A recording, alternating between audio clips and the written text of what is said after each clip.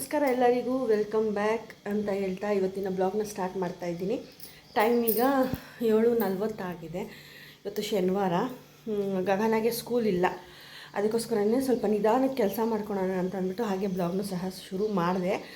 ಮತ್ತು ಏನಂದರೆ ನನ್ನ ಕೆಲಸ ಹೇಗೆ ಅಂದರೆ 8:30 ಅಷ್ಟೊತ್ತಿಗೆ ಸ್ಕೂಲ್ ಮನೆಗೆ ಹೋಗೋ ಅಷ್ಟೊತ್ತಿಗೆ ಮನೆಯಲ್ಲಿ ಎಲ್ಲ ಕೆಲಸ ಮುಗಿಸಿರಬೇಕು. ಮನೆ ಗುಡಿಸಿ ಒರೆಸಿ ಪಾತ್ರೆ ತೊಳೆದು ಬಟ್ಟೆನ ಫೋಲ್ಡಿಂಗ್ ಇತ್ತು ಅಂದರೆ ಫೋಲ್ಡಿಂಗ್ ಮಾಡುವಂಥದ್ದು. ಯಾಕಂದರೆ ಆಮೇಲೆ ಅಂದರೆ ನಿಜವಾಗ್ಲೂ ಕೆಲಸ ಆಗೋದೇ ಇಲ್ಲ ಫ್ರೆಂಡ್ಸ್. ಅದಕ್ಕೋಸ್ಕರದಿಂದ ಸೊ ಅದಕ್ಕೆ ಬ್ಲಾಗ್ನ ಸ್ಟಾರ್ಟ್ ಮಾಡೋಣ ಅಂತ ಅಂದ್ಬಿಟ್ಟು ಸ್ಟಾರ್ಟ್ ಮಾಡಿದೆ. ಸೊ ಹೊಸಬ್ರನ್ನ ಯಾರು ನನ್ನ ಚಾನಲ್ಗೆ ಸಬ್ಸ್ಕ್ರೈಬ್ ಮಾಡ್ಕೊಂಡಿರೋ ಪ್ಲೀಸ್ ಸಬ್ಸ್ಕ್ರೈಬ್ ಮಾಡ್ಕೊಳ್ಳಿ, ಸಪೋರ್ಟ್ ಮಾಡಿ ಅಂತ ಕೇಳ್ಕೊತೀನಿ. ಮತ್ತು ಇವತ್ತು ಬನ್ನಿ ನಮ್ಮ ಹಸುಗಳನ್ನ ತೋರಿಸ್ತೀನಿ. ಯಾಕಂದರೆ ನೀವೆಲ್ಲ ಅಂದ್ಕೊಬೋದು ವಿಡಿಯೋದಲ್ಲಿ ಫಸ್ಟೇ ಹಸುಗಳನ್ನ ತೋರಿಸ್ತಾರೆ ಅಂತ ಅಂದ್ಬಿಟ್ಟು. ಯಾಕಂದರೆ ನನಗೆ ಹಳೆ ವೀಡಿಯೋಗೆ ಒಬ್ಬರು ಕಮೆಂಟ್ ಹಾಕಿದ್ರು, ಏನಂತ, ನಮ್ಮ ಮಗು ಊಟ ತಿನ್ನಬೇಕಾದ್ರೆ ನಿಮ್ಮ ಹಸುಗಳು ವೀಡಿಯೋನ ಹಾಕ್ಬಿಟ್ಟೆ ನಾನು ಊಟ ತಿನ್ನಿಸೋದು, ನೋಡ್ಕೊಂಡು ಊಟ ಮಾಡ್ತಾರೆ ಅಂತ ಅಂದ್ಬಿಟ್ಟು ಖುಷಿ ಆಯ್ತಲ್ವ.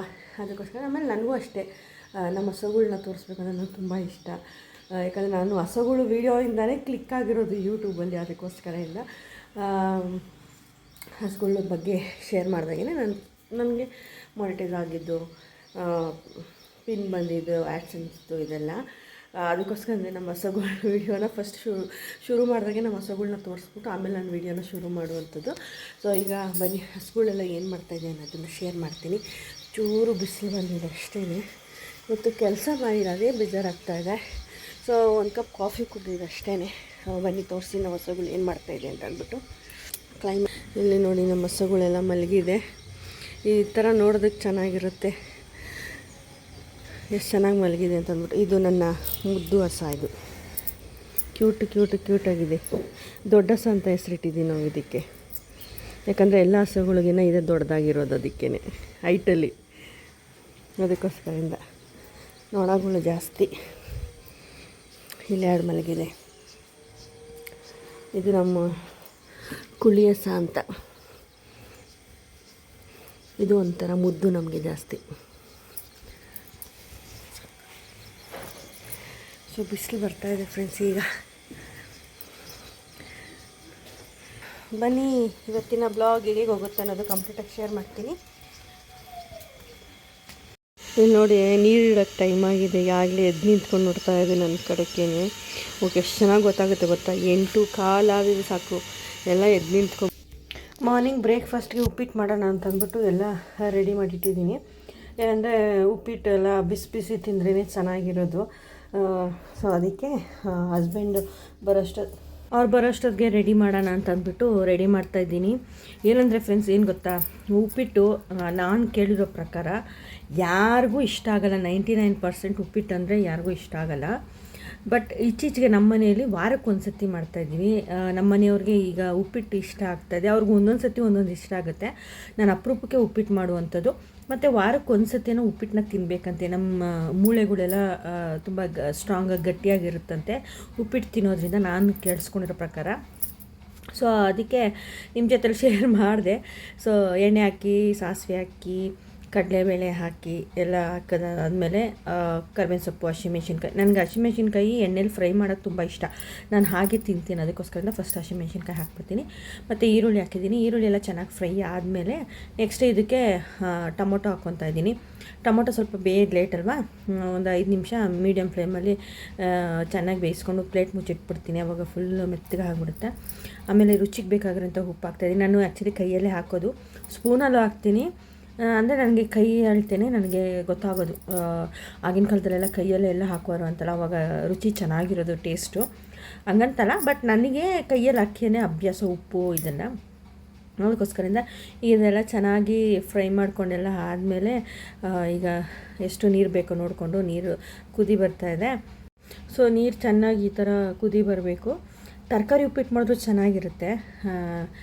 ಏನಂದರೆ ತರಕಾರಿ ಉಪ್ಪಿಟ್ಟಲ್ಲಿ ನಾವು ಇವಾಗ ತಿನ್ನೋಕ್ಕಾಗಲ್ಲ, ಲೈಟಾಗಿ ತಿನ್ಬೋದು ಅಷ್ಟೇ. ಇದು ಅಷ್ಟೇ ಲೈಟಾಗಿ ತಿನ್ಬೋದು. ಚೆನ್ನಾಗಿ ಮಾಡಿದರೆ ಒಂಚೂರು ಹೆಚ್ಚಿಗೆ ತಿನ್ಬೋದು ಅಷ್ಟೇ. ಸೊ ಈಗ ರವೆ ಎಲ್ಲ ಹಾಕಿದ್ಮೇಲೆ ಸಣ್ಣ ಉರಿಯಲ್ಲಿ ಇಟ್ಬಿಟ್ಟು ಪ್ಲೇಟ್ ಮುಚ್ಚಿಟ್ಬಿಟ್ರೆ ನೀರೆಲ್ಲ ಫುಲ್ ಡ್ರೈ ಆಗಿಬಿಡುತ್ತೆ. ಲಾಸ್ಟಲ್ಲಿ ಕೊತ್ತಂಬರಿ ಸೊಪ್ಪು, ಆ್ಯಕ್ಚುಲಿ ಉಪ್ಪಿಟ್ಟಿಗೆ ಕೊತ್ತಂಬರಿ ಸೊಪ್ಪು ಸ್ವಲ್ಪ ಜಾಸ್ತಿ ಹಾಕಿದ್ರೆ ತುಂಬ ಟೇಸ್ಟಿಯಾಗಿ ತುಂಬ ಚೆನ್ನಾಗಿರುತ್ತೆ. ಸೊ ಕೊತ್ತಂಬರಿ ಸೊಪ್ಪೆಲ್ಲ ಹಾಕಾದ್ಮೇಲೆ ಸ್ವಲ್ಪ ಮಿಕ್ಸ್ ಮಾಡ್ಕೊಬೇಕು.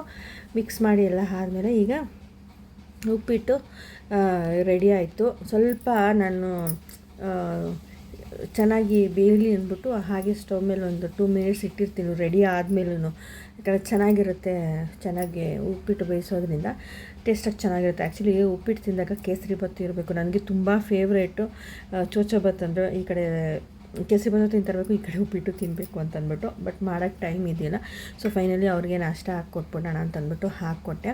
ಆಮೇಲೆ ನಾನು ಹಸ್ಗಳ ಮನೆ ಕಡೆ ಹೋಗ್ಬಿಟ್ಟು ಬರೋಣ, ಹುಲ್ಲೆಲ್ಲ ಎತ್ತಾಕ್ಬಿಟ್ಟು ಬರೋಣ ಅಂತಂದ್ಬಿಟ್ಟು ನಾನು ನಾಷ್ಟ ಮಾಡೋಕ್ಕೆ ಮುಂಚೆ, ಊಟ ತಿನ್ನೋಕ್ಕೆ ಮುಂಚೆ ಒಂದು ಟೈಮ್ ಹೋಗ್ಬಿಟ್ಟು ಬರ್ತೀನಿ. ಯಾಕಂದರೆ ಸಗಣಿಗಳೆಲ್ಲ ಇಟ್ಕೊಂಡು ಎಲ್ಲ ಗಲೀಜು ಮಾಡ್ಕೊಂಡ್ಬಿಡ್ತವೆ, ಮಲಗೋದಿಲ್ಲ ಅವು, ಹಂಗೆ ನಿಂತ್ಕೊಂಡೇ ಗುಡಿಸ್ತಾ ಇರ್ತವೆ. ಸಗಣಿ ಇತ್ತಂದ್ರೆ ಅವಕ್ಕೂ ಬೇಜಾರು, ಮಲಗೋದಕ್ಕೆ ಎಲ್ಲ ಮೆತ್ಸ್ಕೊತವೆ ಅಂತ ಅಂದ್ಬಿಟ್ಟು ಅದಕ್ಕೆ ಬಂದೆ. ಎಲ್ಲ ತೊಳೆದಿದ್ನಲ್ವ, ಸೊ ಇನ್ನೂ ಮಲಗಿಲ್ಲ, ಒಂದು ನೋಡ್ಕೊಂಡು ಹೊರಟೋಗ್ಬಿಡೋಣ, ಒಂದು ರೌಂಡು ಸಗಣಿ ಇಟ್ಟಿದೆಯೋ ಇಲ್ವೋ ಅಂತಂದ್ಬಿಟ್ಟು ಹಾಗೆ ಬಂದೆ. ಬಿಸಿಲೇ ಇಲ್ಲ ಫ್ರೆಂಡ್ಸ್, ಈಗ ಒಂದು ಚೂರು ಬಿಸಿಲು ಬರ್ತಾ ಇದೆ. ಏನಂದರೆ ಈಗ ಬಟ್ಟೆಗಳು ಎಷ್ಟು ಒಗ್ದು ಒಣಗಾಕಿದ್ರೂ 2 ದಿವಸ ಒಣಗಿಸ್ಬೇಕು. ಆವಾಗಿನ ಬಟ್ಟೆ ಆವಾಗ ಒಗ್ದುಬಿಟ್ಟು ಆವಾಗ ಒಣಗಾಕಿದ್ರೇ ಬಟ್ಟೆ ಒಣಗ್ದಂಗೆ ಆಗೋದು. ಸೊ ಹಾಗೆ ಒಂದು ಪ್ರಾಡಕ್ಟ್ನ ತೊಗೊಂಡಿದ್ದೆ, ಬನ್ನಿ ಶೇರ್ ಮಾಡ್ತಾಯಿದ್ದೀನಿ.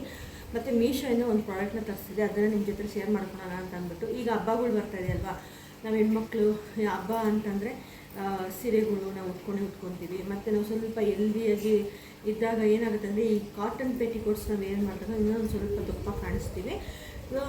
ಮೀಶೋಲಿ ಒಂದು ಒಳ್ಳೆ ಪ್ರಾಡಕ್ಟ್ ಅಂತ ಹೇಳ್ಬೋದು. ನಾನು ಇದರಲ್ಲಿ ಬಂದ್ಬಿಟ್ಟು 3 ಕಲರ್ಸ್ನ ತರಿಸಿದ್ದೀನಿ. ಇದು ಮೆರೂನ್ ಒಂದು, ಬ್ಲ್ಯಾಕು ಮತ್ತು ಸ್ಕಿನ್ನು. ಇದು ಯೂಸ್ ಮಾಡೋದ್ರಿಂದ ಏನೆಲ್ಲ ಬೆನಿಫಿಟ್ಸ್ ಅಂತ ನಾನು ಹೇಳ್ತೀನಿ. ಫಸ್ಟ್ ಥಿಂಗ್ ಬಂದ್ಬಿಟ್ಟು ನಮ್ಮ ಶೇಪ್ ಹೇಗಿರುತ್ತೋ ಅದೇ ರೀತಿ ಕುತ್ಕೊಳ್ಳುತ್ತೆ. ಮತ್ತು ಇದರಲ್ಲಿ ಎಲೆಸ್ಟೈನ್ ಜಾಸ್ತಿ ಬೆಳೆಸಿದ್ದಾರೆ, ಕಾಟನ್ ಕಮ್ಮಿ ಇದೆ, ಅದಕ್ಕೋಸ್ಕರದಿಂದ ಇದು ಸ್ಟ್ರೆಚ್ ಆಗುತ್ತೆ, ನಮ್ಮ ಬಾಡಿಗೆ ಚೆನ್ನಾಗಿ ಫಿಟ್ ಆಗುತ್ತೆ ಅಂತ. ಇದನ್ನು ಏನಂತಂದರೆ ಫಿಶ್ ಕಟ್ ಅಂತಾರೆ ಈ ಸ್ಯಾರಿ ಪೆಟಿಕೋಟ್ನ. ಸೊ ನಮ್ಮ ಬಾಡಿ ಶೇಪ್ ಹೇಗಿರುತ್ತೋ ಅದೇ ರೀತಿ ಕುತ್ಕೊಳ್ಳುತ್ತೆ. ಮತ್ತು ಇದರಲ್ಲಿ ಫ್ರಂಟ್ ಟೈಯಿಂಗ್ ಈ ಥರ ಅಡ್ಜಸ್ಟಬಲ್ನ ಕೊಟ್ಟಿದ್ದಾರೆ, ಮತ್ತು ಚೆನ್ನಾಗಿ ಸ್ಟ್ರೆಚ್ಚು ಸಹ ಆಗುತ್ತೆ. ನಾವು ಇದನ್ನು ವೇರ್ ಮಾಡಿದಾಗ ಏನಂದರೆ ಫೀಲ್ ಆಗೋದಿಲ್ಲ ನಾವು ಹಾಕ್ಕೊಂಡಿದ್ದೀವಿ ಅಂತ ಅಂದ್ಬಿಟ್ಟು. ಈ ಕಾಟನ್ ಪೆಟಿಕೋಟ್ಸ್ ಹಾಕೊಂಡಾಗ ಏನಾಗುತ್ತೆ ಅಂತಂದರೆ, ನಾವು ರೇಷ್ಮೆ ಸೀರೆನೂ ಉಟ್ಕೊಂಡಿರ್ತೀವಿ, ಮತ್ತು ಕಾಟನ್ ಪೆಟಿಕೋಟ್ಸು ಹಾಕೊಂಡಾಗ ತುಂಬ ಹೆವಿಯಾಗಿ ಶೆಕೆ ಅಂತ ಅನಿಸುತ್ತೆ. ನಾವು ಈ ಥರ ಒಂದು ಸ್ಯಾರಿ ಪೆಟಿಕೋಟ್ನ ತೆಗೆದಿಟ್ಕೊಂಡ್ರೆ ನಮಗೆ ಫೀಲ್ ಆಗೋದಿಲ್ಲ, ಲೈಟ್ ವೇಟ್ ಆಗಿರುತ್ತೆ, ತುಂಬ ಕಂಫರ್ಟಬಲ್ ಆಗಿರುತ್ತೆ. ಮತ್ತು ನಾವು ಕುತ್ಕೊಳ್ಳೋಕ್ಕೂ ಎದ್ದೋಳೋಕ್ಕೂ ತುಂಬ ಕಂಫರ್ಟಬಲ್ ಆಗುತ್ತೆ. ಯಾಕಂದರೆ ಈ ಫ್ಯಾಬ್ರಿಕ್ ಬಂದ್ಬಿಟ್ಟು ತುಂಬ ಸ್ಟ್ರೆಚ್ ಆಗುತ್ತೆ, ಅದಕ್ಕೋಸ್ಕರದಿಂದ ನಿಮ್ಮ ಜೊತೆ ಶೇರ್ ಮಾಡಿದೆ. ತುಂಬ ಚೆನ್ನಾಗಿದೆ. ನಾನು 3 ಕಲರ್ಸ್ ತೊಗೊಂಡಿದ್ದೀನಿ. ಆ್ಯಕ್ಚುಲಿ ಬ್ಲ್ಯಾಕು ಮತ್ತು ಸ್ಕಿನ್ನು ಮತ್ತು ಮೆರೂನ್. ಯಾಕಂದರೆ ಈ 3 ಕಲರ್ಸ್ ಇದ್ದರೂ ನಾವು ಯಾವ ಸೀರೆ ಬೇಕಾದರೂ ನಾವು ಮ್ಯಾಚ್ ಮಾಡಿ ಹಾಕೊಬೋದು, ಅದಕ್ಕೋಸ್ಕರದಿಂದ ತರಿಸಿದ್ದೆ. ಸೊ ತುಂಬ ಚೆನ್ನಾಗಿದೆ ಅಂತಂದ್ಬಿಟ್ಟು ನಿಮ್ಮ ಜೊತೆ ಶೇರ್ ಮಾಡ್ಕೊಂಡೆ. ಸಪೋಸ್ ನಾನು ನಿಮಗೆ ಈ ಪ್ರಾಡಕ್ಟ್ ಬೇಕು ಅಂದರೆ ನಾನು ಲಿಂಕ್ನ ಹಾಕಿರ್ತೀನಿ. ಸೊ ಲಿಂಕ್ ಮುಖಾಂತರ ನೀವು ಬೇಕಾದ್ರೆ ಹೋಗಿ ತೊಗೊಬೋದು. ಸೊ ಇವತ್ತಿನ ಬ್ಲಾಗ್ ಇದಾಗಿತ್ತು. ಇಷ್ಟ ಆಗಿದೆ ಪ್ಲೀಸ್ ಒಂದು ಲೈಕ್, ಶೇರ್, ಕಮೆಂಟ್, ಸಬ್ಸ್ಕ್ರೈಬ್ ಮಾಡ್ಕೊಳ್ಳಿ ಮತ್ತು ಸಪೋರ್ಟ್ ಮಾಡಿ ಅಂತ ಕೇಳ್ಕೊತೀನಿ. ಮುಂದಿನ ಒಂದು ಒಳ್ಳೆ ವಿಡಿಯೋದಲ್ಲಿ ಸಿಗ್ತೀನಿ. ಪ್ಲೀಸ್ ಆದಷ್ಟು ಕಮೆಂಟ್ ಹಾಕಿ. ಮತ್ತು ಯಾವಾಗಲೂ ನನ್ನ ವ್ಯೂವರ್ಸ್ ಕಮೆಂಟ್ ಹಾಕೋದು ಒಂದು ಹಸುಗಳ ಬಗ್ಗೆ ಶೇರ್ ಮಾಡಿ, ಒಂದು ಸ್ಟಿಚಿಂಗ್ ಬಗ್ಗೆ ಶೇರ್ ಮಾಡಿ ಅಂತ. ಅದು ನಾನು ತುಂಬ ಪ್ರಯತ್ನ ಪಡ್ತೀನಿ ಶೇರ್ ಮಾಡೋದಕ್ಕೆ. ಹಸುಗಳ ಬಗ್ಗೆ ಏನೋ ನಾನು ಶೇರ್ ಮಾಡ್ತೀನಿ. ಸ್ಟಿಚಿಂಗದು ಸ್ವಲ್ಪ ನನಗೆ ಕಷ್ಟ ಆಗ್ತಾಯಿದೆ. ಸಾಯಂಕಾಲ ಹೊತ್ತು ಮಾಡೋಣ ಅಂದರೆ ಕೆಲವೊಂದು ಸತಿ ಕರೆಂಟ್ ಇರೋದಿಲ್ಲ, ಮತ್ತು ಟೈಮ್ ಸಿಗ್ತಾಯಿಲ್ಲ, ಈ ಥರ ಪ್ರಾಬ್ಲಮ್ಸ್ ಆಗಿದೆ.